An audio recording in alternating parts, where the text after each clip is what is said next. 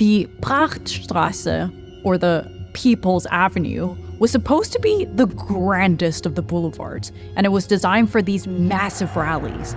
And it's flanked on either side with structures that are elevated on plinths that can seat thousands of people, while creating these imposing backdrops that tower over the street. And all of this direct the eye towards one thing.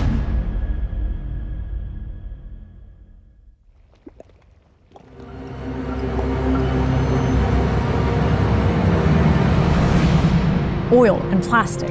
It's one of the only materials that can outlast stone or brick.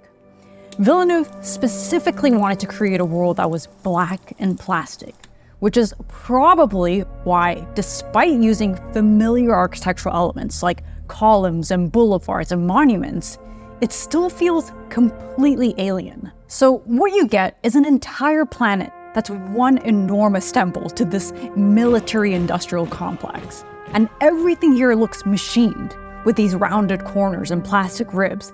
There's almost a kind of H.R. Giger machine fetishism across the entire surface of the planet. This space literally looks like the inside of a ball bearing. Because in the end, they are a parasitic culture that sucked the life out of the planet. Even their harvesters look like ticks. There's this underlying logic here that plastic and oil is life.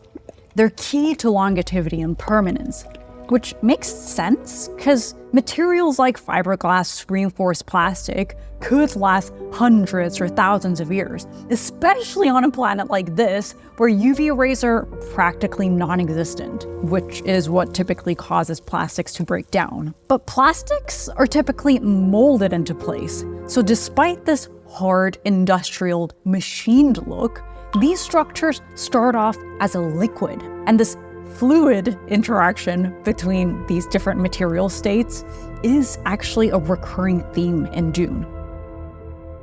For example, sandworms.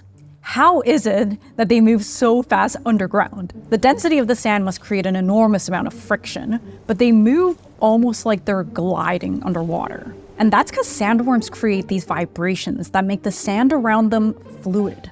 It's actually based on a concept called liquefaction, where essentially vibrations reduce friction between granular material, like sand, causing it to act more like a liquid. This is what allows the worms to swim through the desert.